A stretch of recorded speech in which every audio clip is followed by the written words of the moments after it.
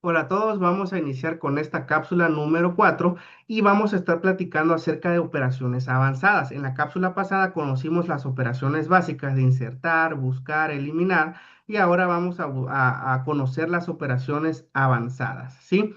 Dentro de nuestras operaciones avanzadas encontramos que son algoritmos que no se limitan a la manipulación directa, ¿sí? Que acabamos de conocer en la cápsula pasada, sino que involucran la la reestructuración global de la estructura, ¿sí? O la resolución de un problema complejo sobre el conjunto de datos. Aquí dentro de los objetivos encontramos el mantenimiento de la eficiencia y el análisis global, ¿sí? ¿Cuáles son los ejemplos clave? Bueno, tenemos el reequilibrio, la fusión y el recorrido en grafos, así como la partición, ¿sí? Entonces vamos a comenzar con nuestro reequilibrio, ¿sí? Aquí en esta diapositiva entramos a un problema muy común en la estructura de los árboles, ¿sí? Cuando las inserciones siguen un patrón ordenado, el árbol puede ir perdiendo su forma equilibrada. Eso provoca que una estructura que normalmente debería tener, en este caso, una altura logarítmica, termina pareciéndose más a una lista enlazada con una altura prácticamente igual al número total de nodos. ¿Qué significa esto en la práctica? Que operaciones que deberían costar O logaritmo de n ahora pasan a costar O a la n, por ejemplo, que se degradan muchísimo. Eso afecta drásticamente el rendimiento de todo el sistema, ¿sí? Por eso existen las operaciones de reequilibrio, cuyo objetivo es acomodar los nodos nuevamente para que el árbol recupere su forma ideal. Estas operaciones típicamente se conocen como rotaciones. Hay rotaciones simples a derecha y a izquierda y hay rotaciones dobles que combinan movimientos para corregir desbalances más complejos, ¿sí? Un ejemplo práctico sería cuando insertamos datos en un árbol binario de búsqueda en orden ascendente. Por ejemplo, cada nuevo dato se inserta como hijo derecho y el árbol queda desbalanceado hacia un solo lado, ¿sí? Las rotaciones detectan este patrón y lo corrigen moviendo nodos hacia arriba o hacia abajo para distribuir cada carga de manera uniforme, ¿sí? Entonces, estas operaciones son sumamente eficientes, ya que la rotación como tal cuesta solo O a la uno, y es decir, es solo un tiempo constante, ¿sí? Lo que sí requiere tiempo logarítmico es ubicar el punto exacto donde debe realizarse la corrección, y por eso decimos que el reequilibrio completo cuesta O logaritmo de n, ¿sí? Estructuras avanzadas como los árboles, si realizan estas correcciones de manera automática después de cada inserción o eliminación, y esto quiere decir que se garantiza en todo momento que las operaciones internas mantengan su eficiencia óptima, ¿sí? Dentro de la fusión, aquí hablamos de un concepto clave cuando manejamos estructuras que ya vienen ordenadas, ¿sí? Que en este caso son la fusión. La idea es combinar dos estructuras ordenadas del mismo tipo para formar una sola, también ordenada, y hacerlo sin perder la eficiencia que ya tenían, ¿sí? Por ejemplo, si yo tengo dos listas enlazadas de manera ordenada, puedo fusionarlas recorriendo elemento por elemento, comparando el menor de ambos y agregándolo a la nueva estructura. Esto requiere visitar todos los elementos al menos una vez y por eso tiene un costo O n más m, donde n y m son los tamaños de cada lista, ¿sí? Un caso muy conocido de fusión ocurre dentro del algoritmo de ordenación Merge-Sort, ya que es el corazón de ese algoritmo y consiste en precisamente fusionar subarreglos ordenados. Gracias a la eficiencia de este proceso, se logra su complejidad de manera estable y predecible. Estructuras más avanzadas como los montículos, ¿sí? Existen también la fusión de montículos. Esta operación no es tan trivial, ya que en un montículo binario tradicional fusionar dos montículos no es muy eficiente porque implica reconstruir la estructura.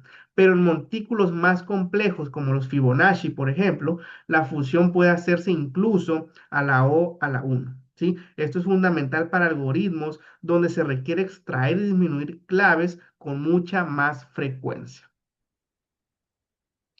Dentro de nuestra búsqueda avanzada, aquí entramos ya en el mundo de los grafos, ¿sí? Que son estructuras que representan conexiones, ¿sí? Como pueden ser redes sociales, mapas, rutas, enlaces, dependencias, etcétera, ¿sí? Cuando trabajamos con grafos, ya no basta con buscar un elemento individual, necesitamos examinar conexiones, trayectorias y caminos completos, ¿sí? Por eso se utilizan algoritmos de recorrido, ¿sí?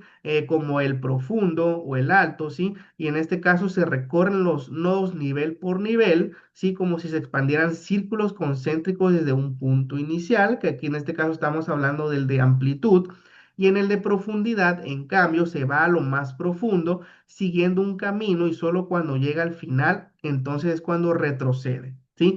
Ambos algoritmos tienen una complejidad o B más E, donde B es el número de vértices y E el número de aristas. Esto lo hace muy eficiente para explorar completamente una estructura muy grande, ¿sí? Cuando pasamos a problemas más complejos, como encontrar la ruta más corta, entonces entran en acción algoritmos como el Dijkstra, ¿sí? Que utiliza una cola de prioridad para siempre elegir el siguiente nodo más prometedor. Si esa cola se implementa con un montículo binario, entonces se logra la eficiencia de O, el logaritmo B, ¿sí? Lo cual lo convierte en uno de los métodos más rápidos para resolver redes grandes como mapas de carreteras o redes routers. ¿Sí? Lo importante de esta diapositiva es entender que estos algoritmos avanzados dependen mucho del rendimiento de la estructura subyacente, ¿sí?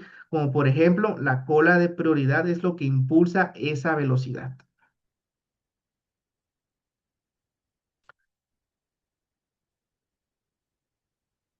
También tenemos entonces nuestra partición, que en este caso es dividir en función de un pivote, ¿sí? La partición es una técnica fundamental para algoritmos como el Quicksort o el Quick Select, ¿sí? Y consisten en seleccionar un elemento llamado pivote y reorganizar toda la lista de forma que los elementos menores queden antes del pivote y los mayores queden después. Lo interesante es que este proceso solo requiere un recorrido lineal, ¿sí? Muy bien. En Quicksort, esta operación se combina con recursión para dividir y ordenar rápidamente listas muy grandes, ¿sí? Este Quicksort es famoso por ser uno de los algoritmos de ordenación más rápidos en la práctica, especialmente cuando se usa un pivote bien elegido, ¿sí? Por otro lado, el Quick Select utiliza partición para encontrar, por ejemplo, el caenésimo elemento más pequeño de una lista sin necesidad de ordenarla por completo, ¿sí? Logrando un tiempo promedio mucho más veloz, ¿sí? La idea clave es que particionar nos permite entonces dividir un problema más grande en dos más pequeños, centrándonos en la parte que realmente importa, ¿sí? Esa es la clave de todo esto. Muy bien. De igual manera, como parte de las operaciones de mantenimiento y reestructuración, ¿sí? En este caso no solo manipulamos datos, sino que también los reorganizamos completamente dentro de nuestra estructura. Tenemos la ordenación y aquí es cuando hablamos del proceso justamente de reorganizar un conjunto completo de elementos para cumplir cierto criterio, ¿sí? La mejor complejidad posible para ordenar cualquier conjunto arbitrario es o en el logaritmo de n y algoritmos como el merge sort y el montículo sort logran este límite teórico, ¿sí? La fusión también ya explicado anteriormente es combinar estructuras ordenadas en una sola y el reequilibrio también es rediseñar la forma de un árbol para mantener su altura baja.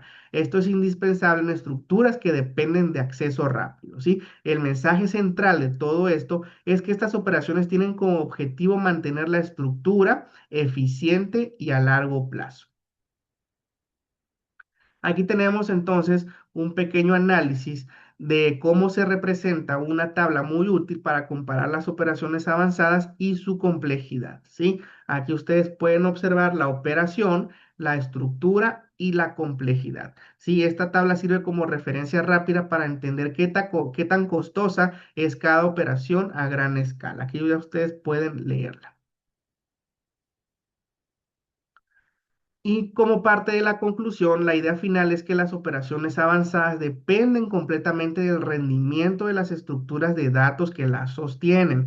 Por ejemplo, se depende de un montículo para ser rápido, ¿sí? La ordenación eficiente depende de las operaciones de fusión y partición y los árboles dependen del reequilibrio para garantizar tiempos logarítmicos, ¿sí? En resumen, una buena estructura de datos no solo almacena información, sino que también acelera algoritmos completos.